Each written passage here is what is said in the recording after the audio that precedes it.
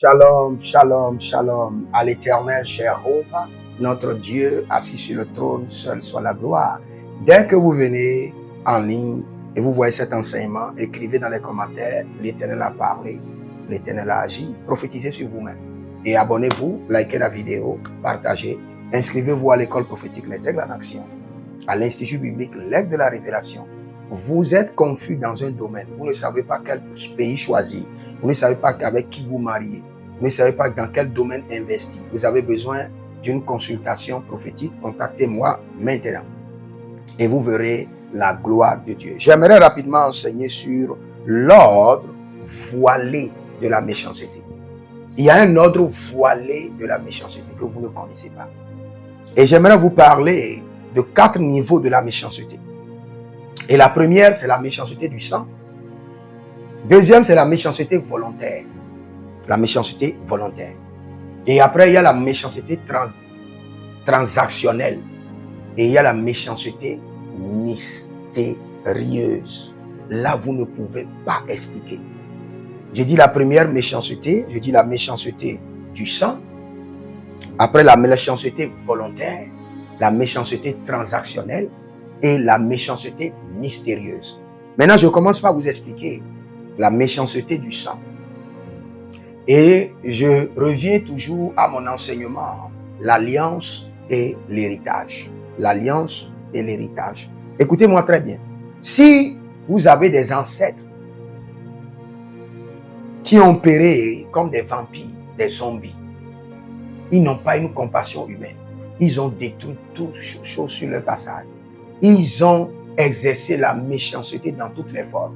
Cette méchanceté sera transférée dans votre sang et vous allez subir beaucoup de méchanceté. Parce que c'est l'héritage de la méchanceté qui vous a été transféré par vos ancêtres. Et cet héritage est dans votre sang et est sponsorisé par une alliance de méchanceté. C'est-à-dire que volontairement, sur des années, vos parents ont exercé la méchanceté avec passion. Donc, ils ont créé l'alliance de la méchanceté et vous ont transféré l'héritage de la méchanceté. Donc, partout où vous passez, il y a la méchanceté dans votre sang qui appelle maintenant à ce que vous soyez une victime de méchanceté. Je répète, il y a la méchanceté dans votre sang et cette méchanceté crie haut et fort. Il dit, celui-ci doit être aussi victime de la méchanceté. Et quand vous passez quelque part, vous êtes toujours victime de la méchanceté. Parce qu'il y a des résidus, il y a des noyaux, il y a des boules de méchanceté dans votre sang qui appellent à ce qu'on exerce sur vous la méchanceté. Oh, rakemene soprania valokratos. Mais je prie pour vous que l'héritage de la méchanceté que vos parents vous ont légué, qui est dans votre sang, que cet héritage soit saccagé par le sang de Jésus. Détruite, déracinée et mise au feu. Vous voyez, quand nous lisons la Bible et nous lisons ce verset, car Amos dit, vous serez comme un homme qui fuit devant un lion et qui rencontre un ours, qui gagne sa demeure, appuie sur sa muraille et que le serpent le mord. C'est-à-dire que c'est une personne que la méchanceté suit partout parce que cela est dans son sang. Ce qui crie et réclame la méchanceté est dans son sang. Ce n'est pas un démon qui le réclame. C'est son sang qui appelle, qui passe l'appel, qui dit il doit être victime de l'héritage de ses ancêtres. Venez vers lui, qui appelle les démons, qui appelle les esprits et qui le rend victime parce que l'héritage est dans son sang. La vie est dans le sang. Donc si vous voyez cela, vous devez crier à l'Éternel. Miséricorde, miséricorde. Que l'héritage de la méchanceté qui est dans mon sang soit saccagé. Que l'héritage de la... Tu as entendu, on t'a dit que ton grand-père était un homme très méchant. Il tuait des hommes comme des mouches. Et cela te fait plaisir. Tu dis, ah, vous connaissez mon grand-père? Il était un grand féticheur. Il tuait comme des mouches. Tu es en train de blaguer. Tu es en train d'activer. Tu es en train de dire, je suis d'accord avec la méchanceté de mon grand-père. Donc, que je sois aussi victime des conséquences de la méchanceté de mon grand-père. Tu appelles, tu dis, ah, est-ce que vous connaissez mon père? Il était trop fort, il a pris la femme de plusieurs personnes.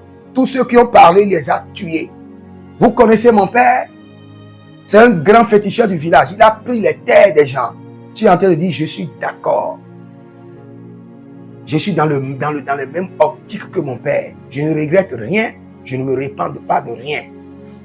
Tu es en train d'appeler l'héritage en activant ton orgueil, ton arrogance. Tu es en train de pactiser avec les résultats de la méchanceté de tes ancêtres. Et tu seras victime. Moi, je rejette la méchanceté de mes ancêtres. Je regrette la méchanceté de mes ancêtres. Je rejette leur méchanceté. Je ne suis pas du cœur avec eux. Je me déconnecte d'eux. Je me déconnecte de leurs reins. Et je dis non à la méchanceté de mes ancêtres. Et je dis miséricorde, miséricorde. Je ne serai pas victime de la méchanceté de mes ancêtres. Et je dis non, mon sang ne sera pas une banque de la méchanceté de mes ancêtres. Je dis non, je me déconnecte et je dis miséricorde, miséricorde. Frères et sœurs, tu cries oh méchanceté, fais la différence. Tu subis quel type de méchanceté? Et la méchanceté la plus grande, c'est la méchanceté du sang. Elle est terrible. Ta mère était une sorcière et s'est ajoutée à d'autres sorcières pour manger des enfants. Cela est enregistré dans ton sang comme héritage. Et le moment venu, on dira telle personne, sa mère était au milieu de nous. Et sa mère a mangé les enfants d'autrui. Donc nous aussi, allons manger son enfant. Même si ta mère ne vit plus. Ça, c'est le règne. Je suis en train de parler du système voilé de la méchanceté. Et après cette méchanceté, nous avons la méchanceté volontaire. Il y a des gens, même si la méchanceté n'est pas dans ton sang, même si tu ne les as pas offensés, ils sont jaloux de toi. Ils veulent juste te faire du mal. Ils veulent juste t'éliminer. Ils veulent juste te voir pleurer. Ils veulent juste te voir humilier. Une méchanceté volontaire. Imagine. Naaman, ou bien c'est Naaman, Aman. Lui, il est l'intendant du roi. Mardochée est un gardien à la porte. Quelle colération y a-t-il avec un gardien et un intendant du roi? Il n'y a pas de synergie. Jamais le gardien de la porte ne peut jamais devenir l'intendant du roi. Mais Aman, en le voyant, était énervé. Pas parce que il ne s'agenouillait pas. Non. C'est une méchanceté volontaire. Et plusieurs personnes sont victimes de cette méchanceté volontaire. Tu dois attaquer.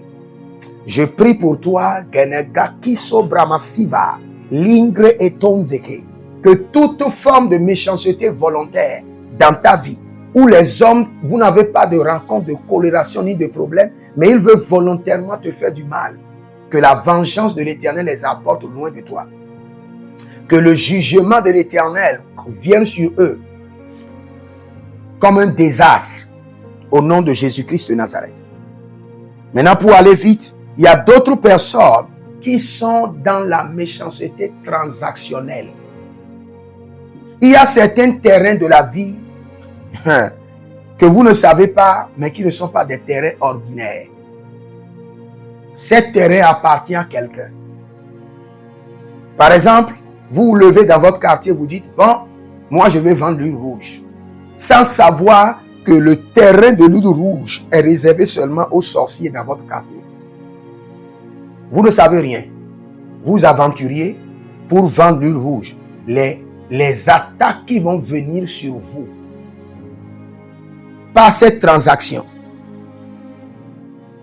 Vous levez, vous dites, je vais aller prendre un contrat dans une administration. Et cette administration, vous ne savez pas que c'est configuré. Donc, quand vous descendez sur certains terrains, vous rentrez dans certaines transactions de méchanceté. Et si vous n'êtes pas préparé, vous serez éliminé. Vous vous levez, vous dites que je veux devenir le président d'une nation. Je veux devenir le chef d'une délégation. Ou je veux devenir le président de l'Assemblée. Ou je veux devenir un ministre. Dès que vous allez sur ce terrain, il y a une transaction de méchanceté. Vous êtes venu pour le bien, Mais la transaction de la méchanceté ne va pas vous épargner. Vous devez vous préparer. Il y a certains postes, certains niveaux de la vie. Dès que vous venez à ce niveau-là, c'est configuré par un système de méchanceté. Sinon, vous allez apprendre qu'il y a certaines personnes, quand ils accèdent à un poste, leurs enfants meurent, ou leurs femmes décèdent, ou ils font des accidents, ou ils font des AVC. C'est une méchanceté transactionnelle qui est connectée à un poste, connectée à un niveau, à un statut, connectée à un niveau d'argent. Il y a certaines méchancetés qui vont se manifester dès que vous avez votre premier milliard. Parce que vous allez rentrer dans un autre règne de transaction. Et c'est connecté à vous. Vous savez, quand Moïse donnait la loi, il disait, quand Josué donnait cet ordre, il dit, ce fut alors que Josué jura en disant, maudit soit devant l'Éternel l'homme qui élèvera pour bâtir cette mur de Jéricho. Dès que vous rentrez dans la transaction pour bâtir les murs de Jéricho, Josué dit quoi? Il dit, il jettera les fondements au prix de son premier-né et il en reposera les portes au prix de son jeune fils. Cela veut dire que dès qu'il ne commencera pas à construire, ses enfants seront en train de mourir. Donc c'est une malédiction. Dès qu'il rentre dans la transaction de construction, son enfant doit mourir. Vous voyez le danger? C'est un grand danger. Donc avant de rentrer dans certaines transactions de la vie, éliminez d'abord la méchanceté qui est connectée à ce statut, à ce poste, à cette commerce. Et une dernière transaction, une dernière méchanceté voilée que nous ne pouvons pas expliquer.